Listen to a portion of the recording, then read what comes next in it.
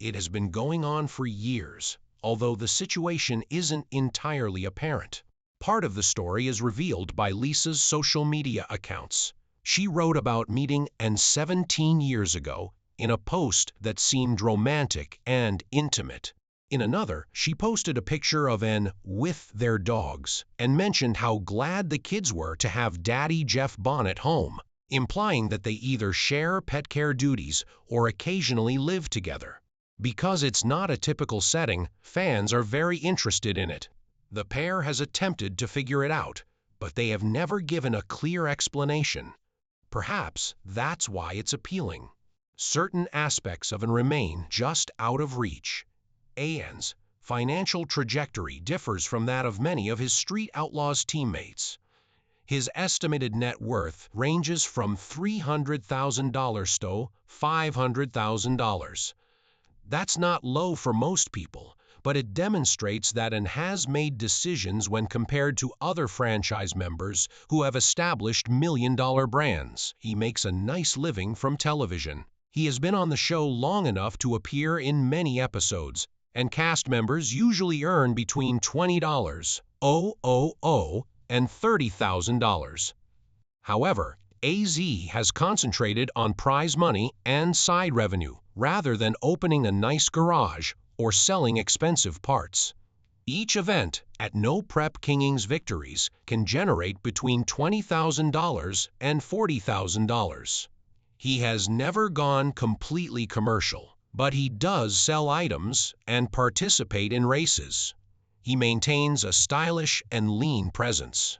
Together, he and Farm Truck manage a shop and merch store, yet they maintain discipline and focus. There's no need to make it into something enormous.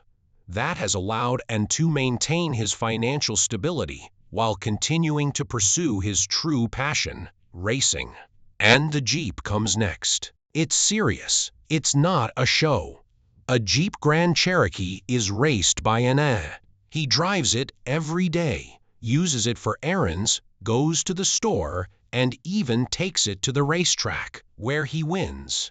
The Jeep boasts air conditioning, heated seats, all-wheel drive, 275 tires, and even remote start. It's quick and comfy. In the Street Outlaws daily driver battle, An used that same Jeep to defeat racers like Big Chief, Daddy Dave, and Kamikaze, proving everyone wrong. It was such a surprise that Farm Truck went out and bought one too. He called the 2008 model Penny. If you have the proper setup and demonstrated that you don't need a separate race car, one car can do everything. The racing world was rocked by the notion. It made it difficult to distinguish between rivalry and comfort. An suddenly came up with a brand new cool. Not ostentatious or noisy, but intelligent, trustworthy, and it appears that An from Street Outlaws is living the good life. Millions of fans, fast automobiles, and TV fame. But there's a heartbreaking story behind that well-known smile. After a 2-year battle that cost the family $180,000, he lost his mother to cancer when he was just 16. His father passed away 3 days after collapsing at work 4 years later. With $47,000 in medical expenses and no ability to pay them, An was left utterly orphaned. You'll be shocked at what he did to survive next. This is the sad reality that was never depicted on television. On August 3, 1981, Jeffrey Bonnet was born in Oklahoma City. He is now well known to all as a street racing celebrity with quicker automobiles and a sharp sense of humor. A child with a weird blend of cultures, strong family beliefs, and a traumatic history influenced every turn of the wheel he took before he became famous and lived a fast life. Dennis Bonnet, his father, was a Vietnam War veteran who brought rigorous discipline and mechanical expertise to his household.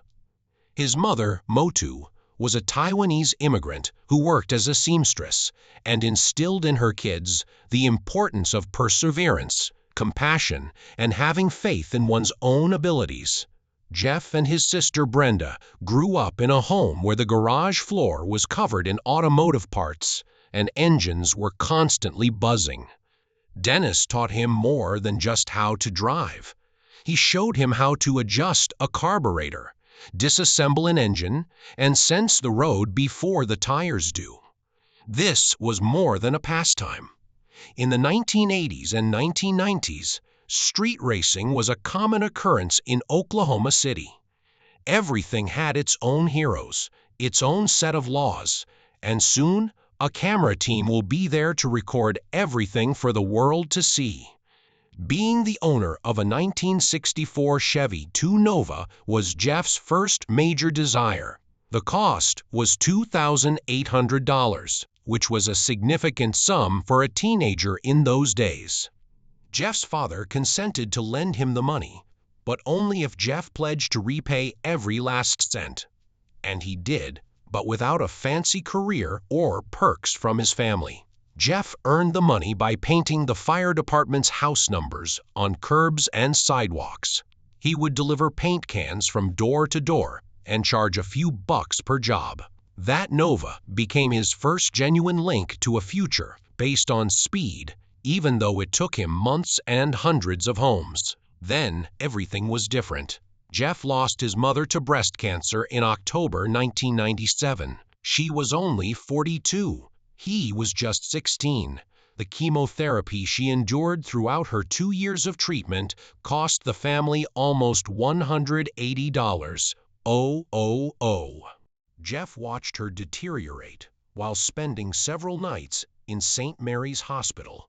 As she was dying, she urged him to pursue his goals no matter how difficult life became.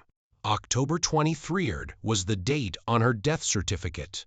Jeff kept her hospital bracelet in his toolbox for years thereafter because he thought it would bring him luck whenever he raced. Another catastrophe struck 4 years later. Dennis, his father, passed away at Tinker Air Force Base in March 2001 while fixing a 1967 Camaro. For weeks, he had been ignoring his chest issues. He was uninsured. It was too late when medical professionals discovered that his mitral valve had totally collapsed. A $35,000 operation could have saved his life. 3 days later, Dennis died. He was 48. For his funeral, $8,200 was spent.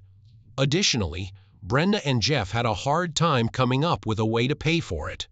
Jeff and his sister were now totally orphaned, with a monthly mortgage of $890 and $47 in medical expenditures. After leaving college, Brenda began working as a waiter at a nearby diner, earning $425 per hour plus tips. Jeff had 3 jobs: $7.50 in the mornings at AutoZone, $80 for afternoons at a tire store, fixing vehicles in their garage on the weekends.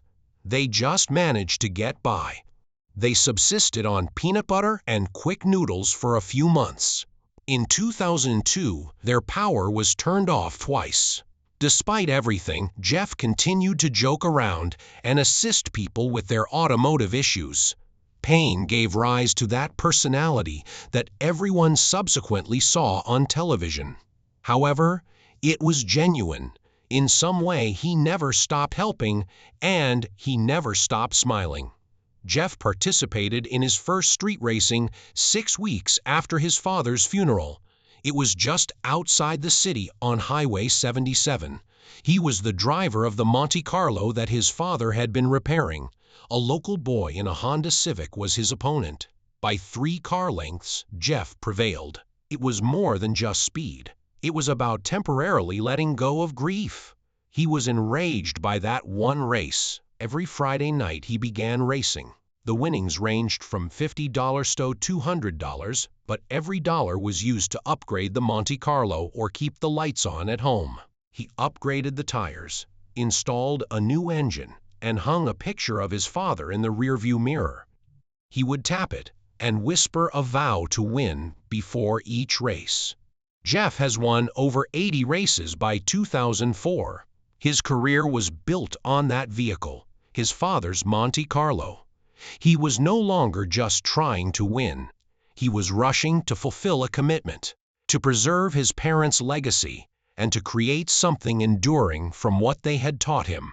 Jeff Bonnet was quietly making a reputation for himself in Oklahoma City's underground street racing scene long before Street Outlaws ever aired.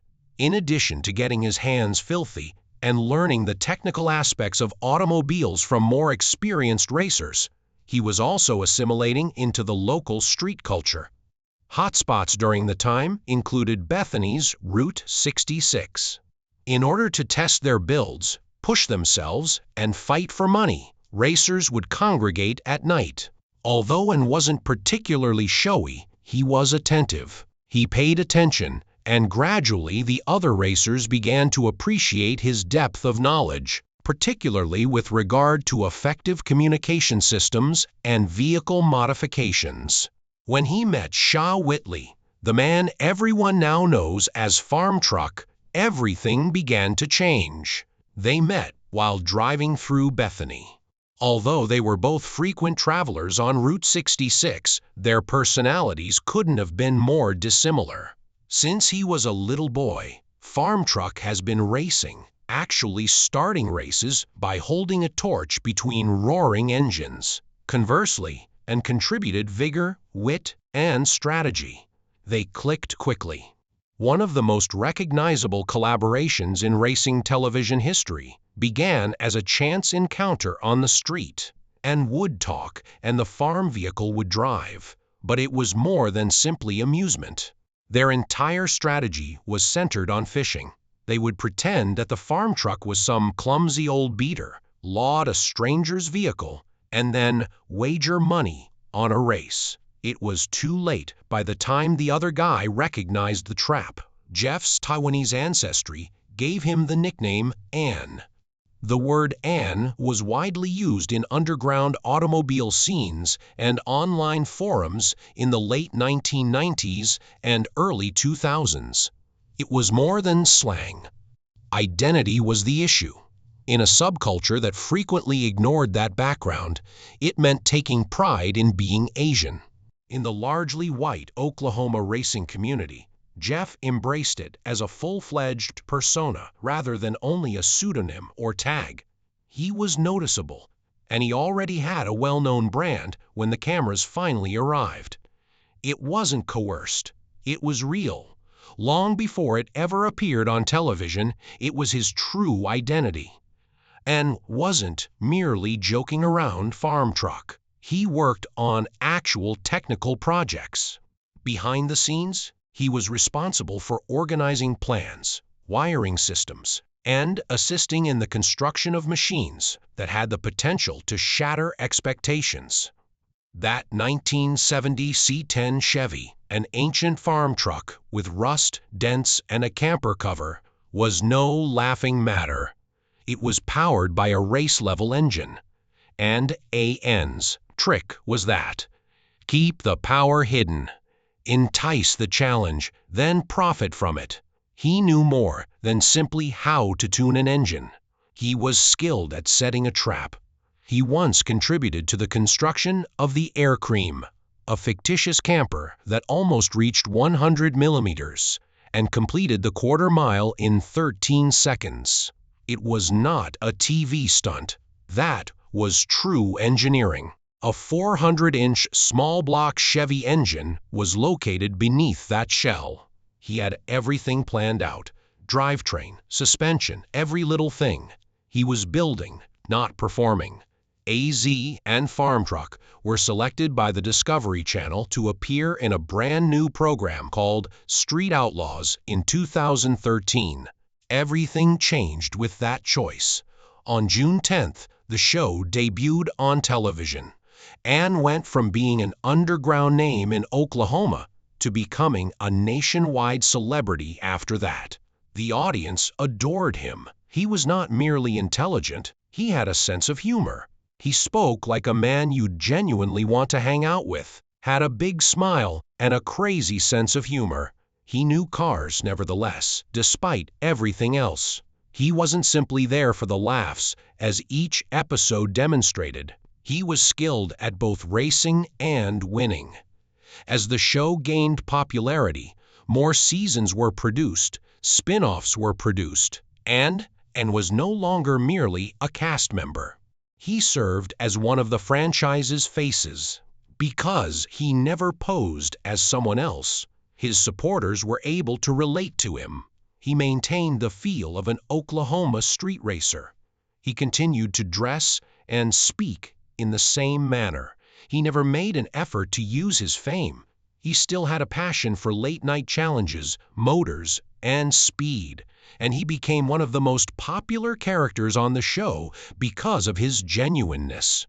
His collaboration with Farm Truck gained notoriety. Farm Truck remained composed while driving, but played the psychological game. Head games, mind tricks, and smack talk. He had the ability to persuade a man to race, boost his confidence, and then watch him lose the wager. It wasn't just a show routine. It was successful. Fans began referring to their tactic as the smartest hustle in underground racing as a result. Their level of renown increased by 2022. For them, Discovery started a spin-off. On January 10th, Street Outlaws Farm Truck and made their debut. Because it was reminiscent of the early days of racing, the formula worked. A fast truck, 2 people, and no tricks. They only needed street smarts and raw force, not fancy sponsors or million-dollar builds. They continued that same year. In 2023, a new project called Street Outlaws, Locals Only, was introduced. In search of the top underground racers, and Farm Truck journeyed throughout the nation, stopping in places like Idaho, New Hampshire, Texas, and Pennsylvania.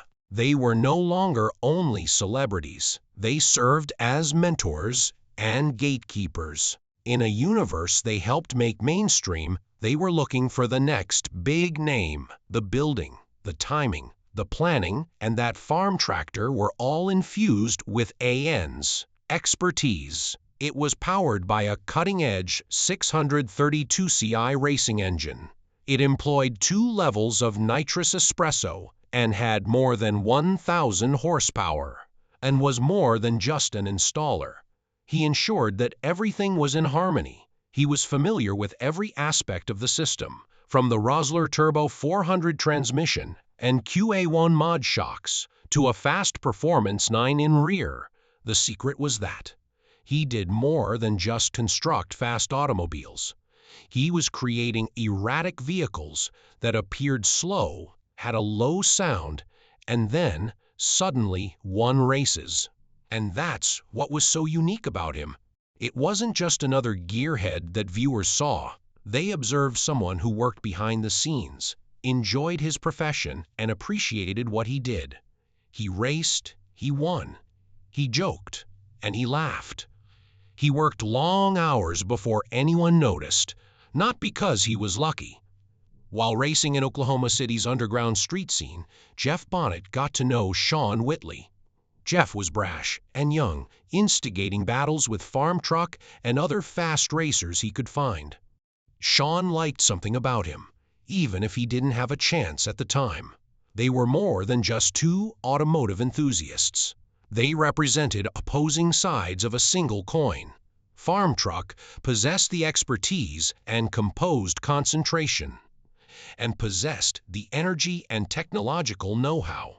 They were already becoming pals even before Street Outlaws appeared on television, and that connection quickly evolved into one of the most recognizable collaborations in street racing. They operated a 1970 Chevy long bed truck together. It appeared to be rubbish, dents everywhere, rusty paint, and a battered camper shell. But it was risky because of it. No one anticipated it to be quick. They cherished that. The truck was their way of stating that you didn't need a fancy setup to win, while Farm Truck concentrated on the actual racing and handled the technical and communication aspects. All you had to do was be more intelligent. The Dung Beetle, one of racing's most iconic sleeper cars, was created by and with the same mentality.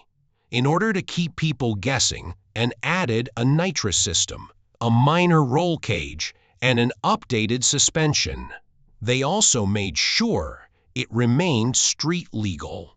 That was the whole goal. Even though the Beetle didn't look like much, it was a statement. However, AZN was more than just a builder. Its motto was, "Don't judge a car by its cover or its driver." He was a performer. His outrageous stunts and sense of humor contributed to his and farm trucks' popularity. Among the most well-known was the 2017 nitrous chair incident. They tied him down in their garage, strapped him into a seat with two enormous nitrous bottles, and yanked the ropes to blow him across the floor. Because he was wearing a seat belt and helmet, he was unable to flee in the event of an emergency, which actually increased the danger. Viewers initially believed it to be a hoax. However, it wasn't. As the chair shot forward, that was indeed and clinging for dear life. And that was only one of a lot of crazy thoughts. To test its speed, they once fitted a mobility scooter with a four-wheeler engine. They weren't only tricks, they were a component of AZN's identity, humorous, bold, and entirely unique. And Farm Truck stuck to small tire racing as other racers pursued wealthy builds. Sleepers, or cars that appeared to be slow but weren't, were their favorite. They were instrumental in establishing the no-prep daily drivers race, which allowed regular people to come their daily vehicles and test their capabilities. No million-dollar budgets or trailers, just unadulterated racing. They desired to live in that world. Since he was 12, Farm Truck had been interested in vehicles. He had a number of trucks over the years, but he never found a true winner until he saw an advertisement in the newspaper that read, "Very fast truck for sale." And he began riding in his dad's 1956 Ford and watching races from the center line with a torch in hand. The 1970 T10 that they still use today is the result of that. However, Street Outlaws evolved. Big-budget, massively customized automobiles and powerful monsters that ordinary men couldn't keep up with became the focus of the show. Simply said, an AZN farm truck lacked the funds necessary for such racing. They described how the game had changed without them in an interview conducted in 2023. It has nothing to do with their effort or competence. Cost was the issue. Their automobiles just couldn't compete with those constructed with six-figure budgets. They no longer felt like they belonged on the show's renowned list, which ranked the top street racers in the city. It wasn't even a true race when they competed. The distance was too great. Thus, the producers began making fewer calls. There wasn't enough drama from their autos. Because the result seemed so obvious, there was little sense of enthusiasm. Furthermore, there was no need to continue airing them on TV if there was no drama. It struck with force. It hurt to see their pals move on while they remained in the background. For instance, Ryan Martin won the No Prep Kings Championship 3 times. Even after a difficult season, he managed to tally up 21 victories. He recovered at Maple Grove Raceway in 2023, defeating Jim Howe in the championship match and winning the team title. His crew had enormous prize money, new sponsors, and new builds. And Farm Truck, meanwhile, was having trouble simply continuing to participate. The contrast was further heightened by Ryan's accomplishment. They were where no one wanted to be, looking in from the outside, and he was where they used to be. They still wouldn't change. They could have built promoted cars, sought sponsors, followed the crowd, and pursued fame. However, they didn't. When AZN discussed the dung beetle, he said it best. He was careful not to imitate others. He desired to be noticed. The beetle wasn't meant to have a cool appearance. It was meant to convey a message. They regarded their race that way. It wasn't worth it if they had to give up everything to blend in. They didn't plead to be included when the calls stopped coming. To continue racing on their own terms, they came up with fresh strategies. They had their own spin-off show in January 2022. Street Outlaws was the name of the show. A&M and Farm Truck. They had low expectations for it. Farm Truck went so far as to say that he anticipated filming 2 or 3 episodes, with the possibility of 3 or 4 airing. The Discovery Channel spotted something unique, but he was certain the network would cancel it.